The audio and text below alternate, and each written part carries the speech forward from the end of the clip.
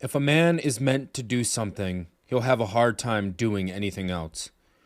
I just heard those words from a video I was watching, a live stream, from a person, a YouTuber who was talking about something his dad told him when he dropped out of college to pursue YouTube.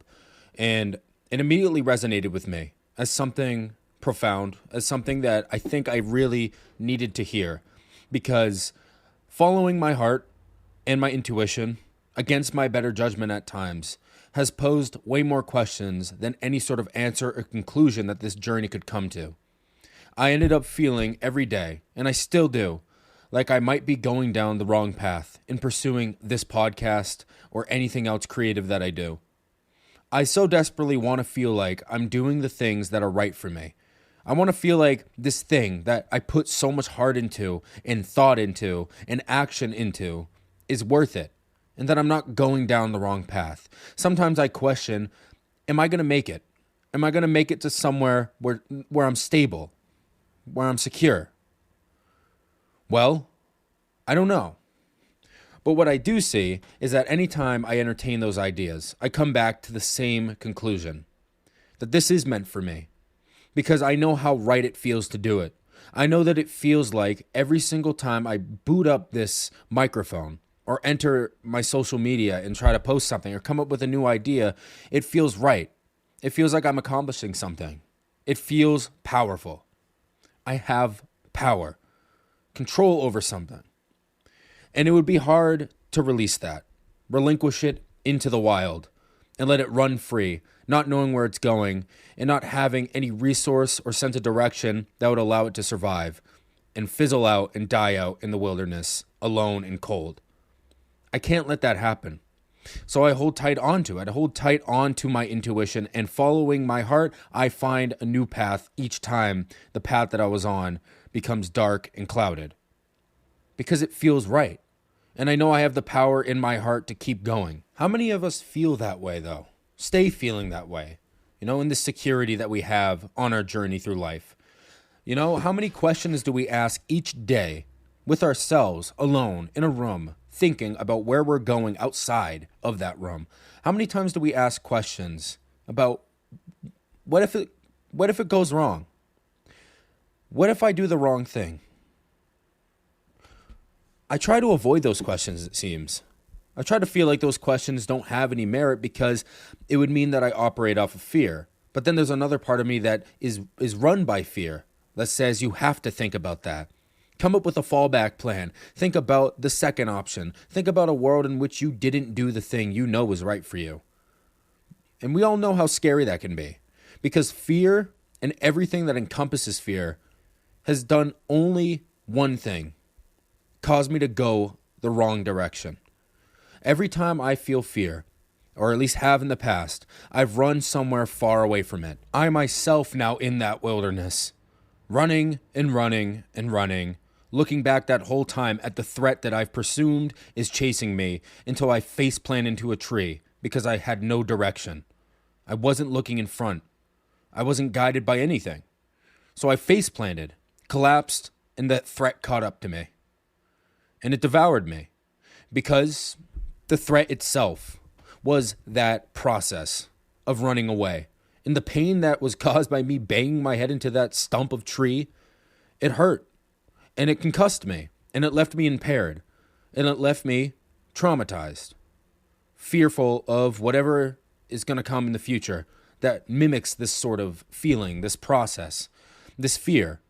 Because I know whenever I run away like that, I'm doubting. I'm doubting what I truly could be. I don't believe in myself and I don't trust in that person because that person just can't be good enough if he's not following that correct path that he thought he would be following. Now, whatever these words mean to you, these words that I just spitballed here, they mean something to me. They mean something to me because it's something that I go through daily. It's not an occasional thought process that I have. Every day and almost every fucking moment of the day, I think to myself, what if I'm doing the wrong thing? I'm still not working. I'm making efforts to get an income, but I don't have that career job. I don't have any of that stuff. I just have this. in my life outside that's purely personal, making strides to the personal so that I can construct something more. And it worries me. And I don't want to just talk about me here, because I know there's a universal problem that we all have with this type of thing. And that's questions about our purpose and our direction. If we're going the right way, maybe there's going to be a big U-turn we have to take when we finally get to the end of the road. Maybe there's going to be one of those roundabout things, like that round thing that you always have to turn. There's usually like a tree in the middle. There's going to be one of those. And we're going to have to just look back at what the destination was, barely having any time to soak it in, wonder what the fuck was that, and then we're going to go drive away back home. As if it was all pointless. As if it was for nothing. And what did we get from it? What did we get from our journey down that road? We got some nice sights to see. We went sightseeing and soaked it in for a moment and then left. Well, I mean, that's important enough, right? Is that important enough for us to say that it was worth it? Whatever, let's say, knowledge or experience or wisdom or insight we gained from an adventure, however long it was, short, long, year long, day long, second long, millennia long, whatever it felt like, really. How important was that sightseeing to us? Did we want something more? Did we want to reach the mountaintop, or did we want to just get high enough where the view was pretty so we could go back down? Well, I guess it depends on the person, right?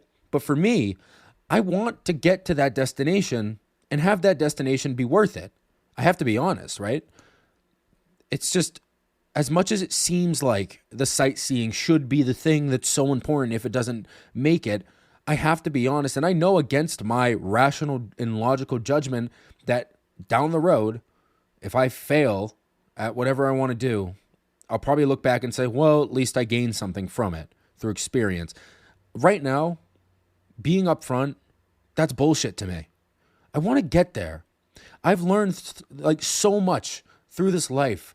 I've learned so much. Experience, insight, wisdom, all of it. And I use that now for this thing that I've deemed my true path, my true calling. But maybe I'm wrong. Maybe we're all wrong. Maybe whatever path we want to go down, we have to make a bunch of different attempts to find it before we find the right one. Well, I feel like I've done that, but maybe I haven't. So together, we're going to talk about it. Gather around, kids, and I'm going to join you on the carpet. And we're going to just talk to one another. Because I know many of us go through this.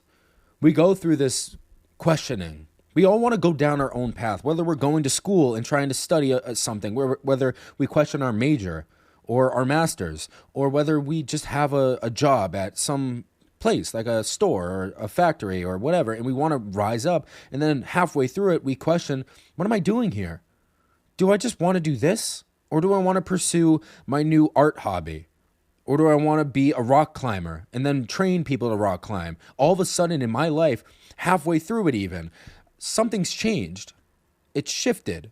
And now I'm lost because my direction has pointed somewhere else. But I don't know what's over there. So what the fuck do I do? I'm here with you.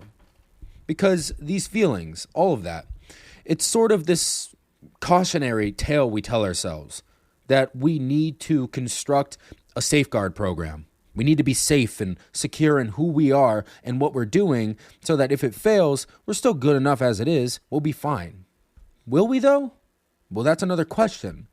How much can I put into my life before I realize that life is going in an entire different direction and all of the stuff that I've put in has fallen out because it doesn't matter, because that direction has pointed somewhere different? And how do I know if it matters or not? All of these questions, man, all many questions, just not enough answers, you feel me? Not enough. But those answers I feel like might put a cap on things.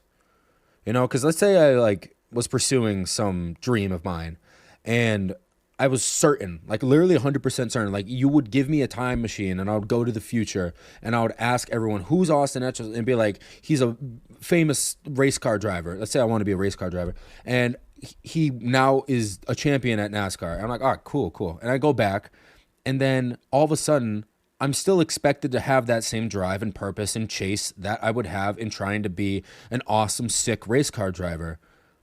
Would I still be that? Now that's a textbook cliche time travel question, but it's important because these questions that we have, they drive us towards answering them. That wonder that we have, the intrigue, it seems to put something in us that makes it so we go to the new heights. Maybe we can reach the mountaintop, but our tools serve as something important. Those tools being every question, every thought, every insight, and everything else that we gathered for the journey upwards. Now, those tools might break. In fact, they might break while we're climbing. We might be on one of those ice walls with an ice pick trying to climb up, and all of a sudden the pick falls off and we're plummeting down to the ground. Let's hope we survive the fall. That could have been just some question we pondered too far. We obsessed about, hyperfixated. What if I fail? That could have been it. Now, that hyperfixation, that, obsessive tendency to dwell on the question that's unanswered, I've dealt with it. Anyone with anxiety has dealt with it, I imagine. That rumination, where can it lead? What does that rumination do for us? Well, if we're looking at it just brain-wise, it's trying to obsessively prevent a very big threat that we're afraid of. That big failure where everything changes. Everything we've put our eggs into, that big basket has been unwoven, and now the eggs fall out and crack onto the floor. We don't want that because we hold a lot of stock in that, in those eggs, in that basket. We don't want that life to change. We've dedicated so much time and heart into it. Imagine that. Imagine if you were to fail and everything you've come to know over years or whatever has fundamentally shifted in your outlook. Well, we've probably been through that. Any of us, those in our 20s, 30s, 40s, 50s, younger, older, 110-year-old people, all of a sudden grandma's going for the NASCAR track. We don't know where we're going. We don't. And so when we try to come up with these cautionary tales in our head and then ask questions based off that, what if we fail? We ruminate and eventually we hyperfixate. And eventually, if things go wrong, we plummet. Because that fear overwhelms us. Because that fucking reality truly is scary. The unknown becomes the scariest. That fear of unknown, it becomes crippling, demoralizing. And it puts a blockade between us and the known that we can hope to obtain. Now, what exactly does that mean about us? Is it healthy to ponder these things? Of course. Never think that it's not healthy to wonder, what if I fail? That suppression of fear, I've talked about it before. That suppression is another blockade. It's another cap on the bottle that holds your destiny in it. And if you choose to just keep putting that cork in, that cap in, that top into the bottle, and then push it more and more and more so that it stays stuck and you can never open it up again, then you probably won't ever be able to open it up again. And eventually you'll just throw the bottle away. Because that fear, you can suppress it, you can feel it, whatever. That fear is that thing that makes it so that destiny seems much more bleak and damp and dark than it really is. And you know why?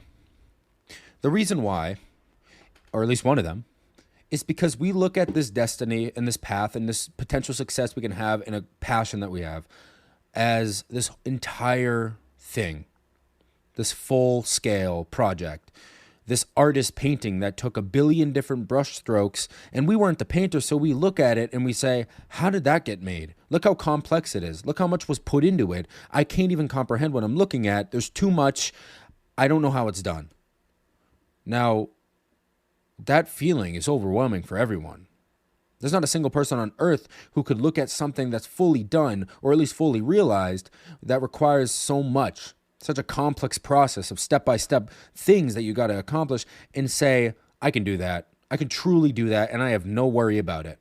Now, that's grandiosity if you think that, because you're looking at something that takes months, years, decades, takes a long time. And to think that you can just accomplish that in the way that anyone else would who's been doing it for that entire time and just create something, and even then they still need a step-by-step process, that is going to be overwhelming. Because that sort of belief in ourselves might cause us to feel that way. Because there's almost this sort of multi-layered process in believing yourself in a process to become something successful or be passionate towards a creative goal and realize that goal and achieve a dream through that. Often it starts off as like that spark, that, the eureka moment where you're like, I'm going to go do it. I'm going to go solve this thing and I'm going to be a beast for it. I am a god, all that. You're really confident in yourself to the point of grandiosity often. And then you sort of fizzle down a little bit. You're like, okay, I still believe in myself, but I need to really make sure I'm calculated and methodical in how I approach this, because this is going to be really hard. It's going to be a hard time getting through this thing. And then crash. Reality sets in its entirety. That full weight of the world sits right down on your chest and suffocates you. You're like, holy shit, there's so much here. Look at that over there, and I don't know what's over there. What the fuck? What is that? And then you say, shit, what am I doing? How can I do all of this? There's so much to it. There's no fucking way I could accomplish that. That painting is way more complex than anything I can draw right now. Well, that's the point. Because this work that we put in, it comes in increments, step by step. We all hear that, right? Do things one step at a time. We hear that to the point where it's like a cliche, but it's a cliche that's accurate. And it's a cliche that can be used to do a lot of great things. Like many cliches. You might hear them from me someday. And every time we look at them, we want to say, fuck, it still seems like so much. Because shit, if I have to go step by step, it seems almost too slow, to the point where during that time, there must be a time where I get too overwhelmed and I quit. There's so much time for failure. Yeah, sure. But if I threw a deadline at you and said, you have to be a completely successful artist to the point where you have your paintings in museums by, I don't know, let's say 2 months from now, do you think you're more likely to quit then? Or if you just had a lot of time to ponder that question of, what if I fail? Well, I would say the first one. The former seems the most likely. Because pressure and that overwhelming sense of dread that you won't do it, that is that main kryptonite that we all face. I face it now. I face it. I look at it and I study it, and it stares back at me with predator eyes, with a cheetah or a lion. It roars at me, and I whimper. I whimper because it's really scary. But I also see that it's in a cage that I hold the key to the lock of, And it's not that it's a choice. If it gets out, it can break out of that cage. It's a fucking lion. That lion can do a lot of things. It's a wooden cage that's not very stable. It's broken and it's almost falling apart, but it's still a cage and it's still locked. And so I will hopefully be able to hold on to the key and monitor this, look at it. And if it breaks out, I don't know what to do, but I trust that I'll make the right decision, not try to fight it, not try to run away, but just hope I'm in the right place to deal with it. As stupid as that sounds. If that feeling that I need to quit or that I need to give up is right in my face to the point where it could bite my fucking head off, I don't know what to do, but that's where my heart comes into play. That's where my intuition manifests. And I got to trust myself. And I can't overthink the questions, and I can't overthink the potential catastrophe that might unfold at the end of times. That end of time being that journey that's come to an abrupt end, potentially. I can't go too far down that path, but only go further down the path I've been going down. Because that path is bright, it's vibrant, it's got a lot of nature and life, and I like being around it. I like being around the scenery. I like feeling all of the life and passion and spirit that's there. All of it stemming from me. All of it put out there by me.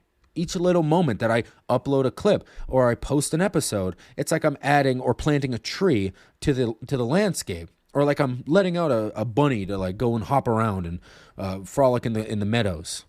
It feels like I add something gracious and pure to it, to the point where it's like, why wouldn't I keep doing that? This is my home. This is my little sacred temple that I get to come into and do what I want, and I am the one who dictates what gets put in that temple. It's so liberating. And I follow my heart and intuition through that. I don't question too much, but I question enough. I don't fear too much, but I fear enough. I don't think too much, but I think enough. but I dictate my own path. In those things, on either extreme, I walk a middle path through so that I can look left and look right and feel whatever I feel because of that. And life begins to look a little bit more clear, and fear doesn't guide me down the path anymore. I don't run away. I do whatever I want. You know, with momentary lapses in judgment, I sometimes feel like things aren't going to stay the same. Whatever fear comes up, whether I am dictated by it at times, you know, at those moments I find a way to get through it. I trust in that same intuition and heart. But every other moment where a thought pops into my head intrusively and says, "Man, what are you doing? Get out of here." It's like I say, this is my home. You get out of here. I'm here to stay. And I'm going to stay doing this because it feels right for me and because there's nothing I would rather do. That's all for today. See ya.